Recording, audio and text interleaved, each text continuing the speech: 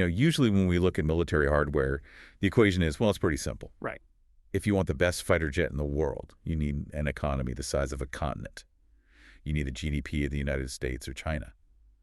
It's a game of billions. Right. It's usually a resource war. The more money you pour in, the better the machine that, comes out the other side. But today, we are looking at a stack of reports, technical breakdowns, and history that just challenges that entire worldview.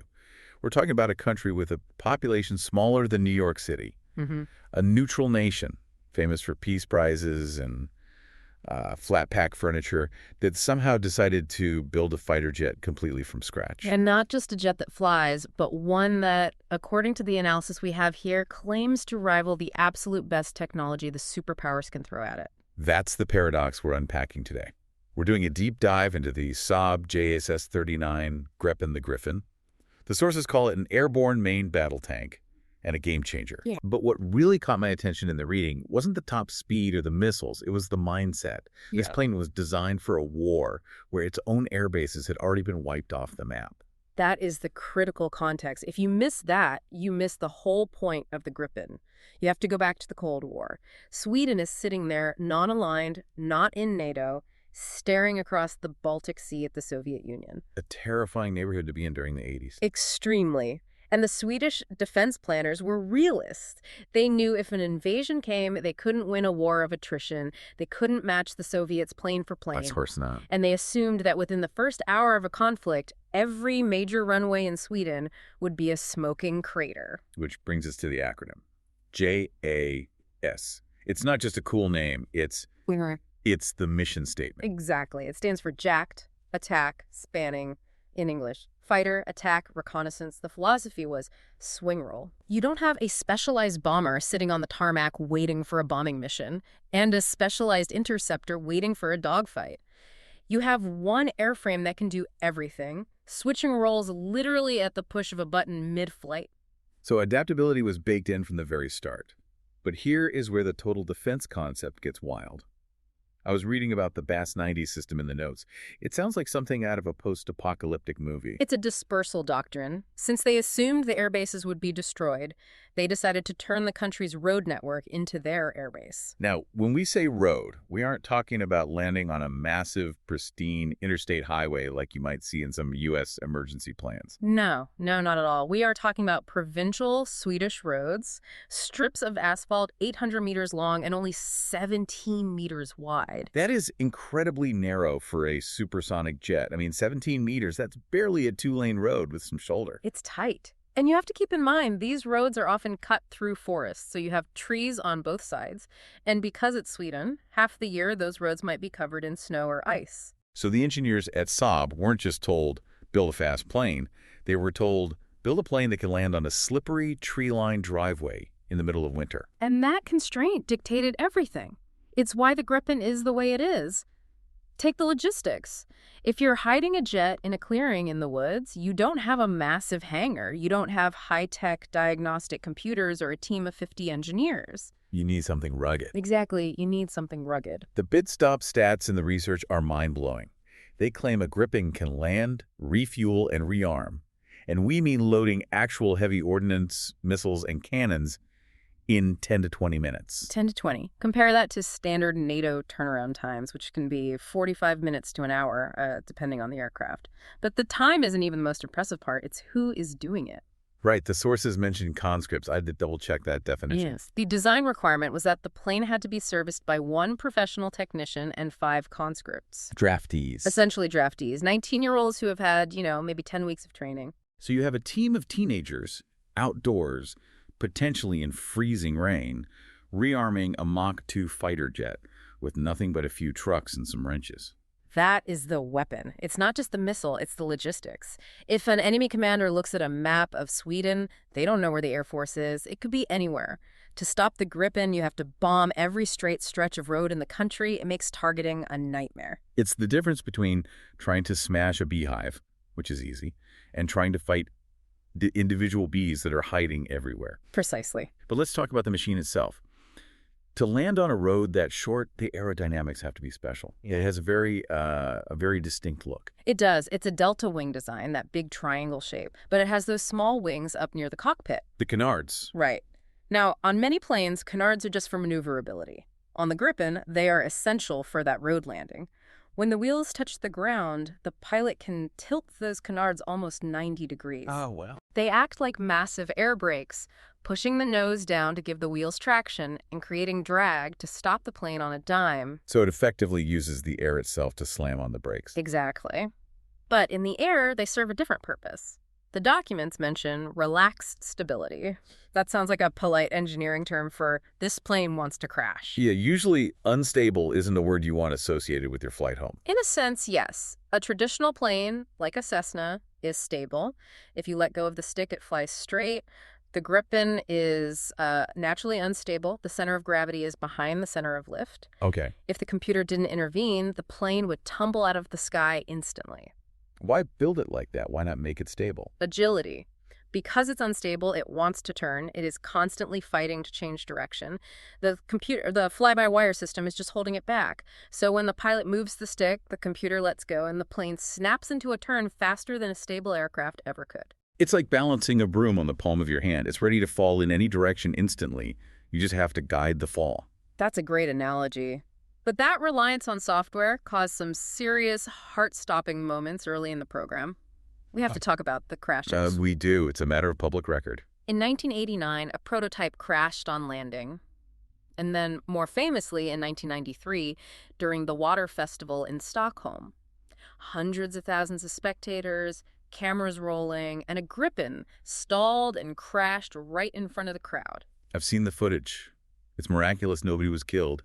The pilot ejected at the last possible second. It was a PR disaster. The issue was pilot-induced oscillation. Basically, the pilot would make a small correction, the computer would react too aggressively, the pilot would try to counter that. And the computer would amplify it again. And they got into a feedback loop until the plane spun out of control. It sounds like the software and a human were fighting for the steering wheel. That's a good way to put it. But, and this is credit to Saab, they fixed it. It wasn't a flaw in the wings or the engine, it was code. They worked with CalSpan in the US, rewrote the control laws, and since then, the safety record has been excellent. The airframe proved itself. Speaking of reliability, the engine is interesting. It's a Volvo, which feels very on-brand. Safe, reliable, Swedish engineering. The Volvo RM12. It's actually a licensed, heavily modified version of the American GE engine used in the F-18. But Volvo had to Swedenize it. Make it tougher. Much tougher. Yeah. The F-18 has 2 engines. If one fails, you limp home. The Gripen only has 1, and it's flying over the Baltic Sea or freezing forests. Right.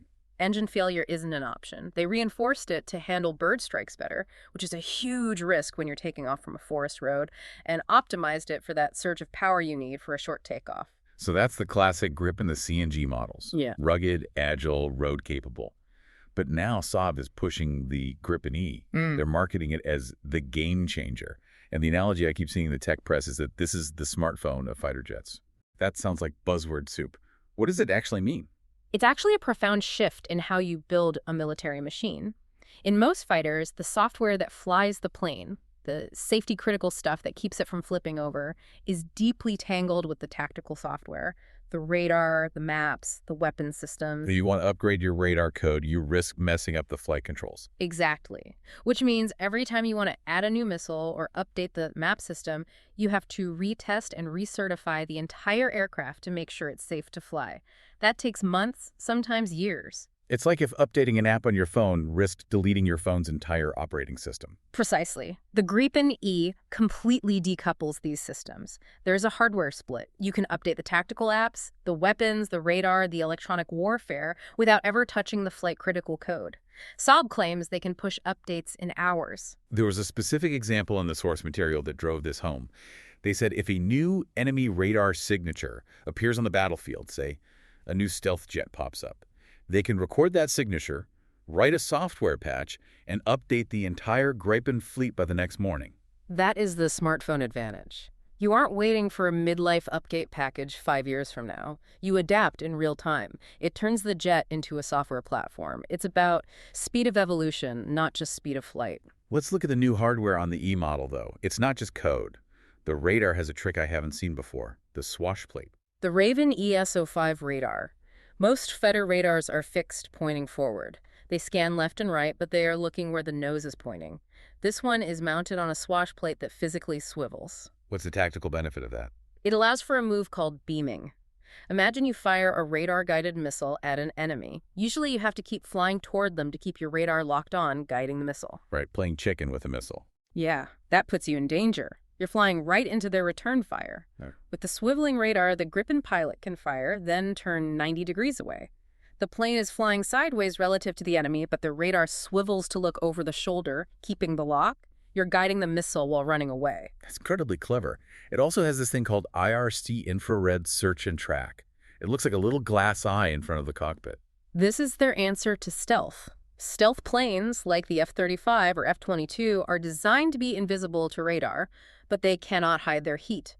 Engines produce heat, air friction produces heat. The IRST is a passive sensor. It's not transmitting anything. Right. It doesn't send out a signal like radar. It just looks. It's like a thermal telescope. So while the enemy is scanning for radar waves and seeing nothing, the Gripen is quietly watching a heat spot moving across the sky. Exactly. It allows the Gripen to spot stealth aircraft without giving away its own position by turning on a loud radar. Combined with its electronic warfare suite, the Gripen's strategy isn't to be physically invisible, it's to be electronically confusing. It creates ghost targets, jams signals, and hides in the electronic nulls. All this technology sounds expensive, but the Gripen is famous for being the budget option. Is that actually true?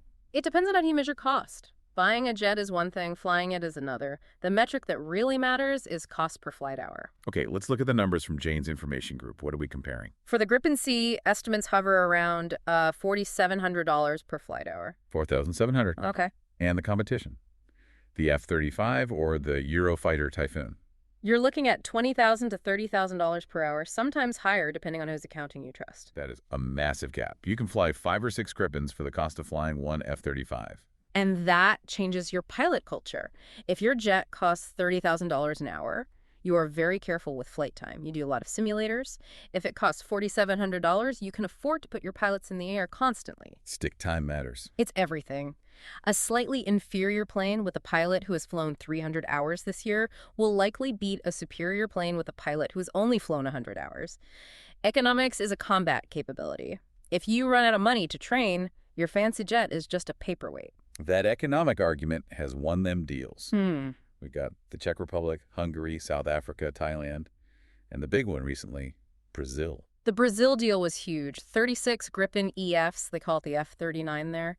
But the key wasn't just the price, it was the technology transfer. Saab agreed to let Brazil build them locally. They shared the recipe. So they aren't just buying fish, they're buying the fishing rod. Exactly. For a country like Brazil, that's huge. It builds their own aerospace industry, which is something very few sellers are willing to do. But let's get to the comparison everyone wants to hear, the heavyweight championship.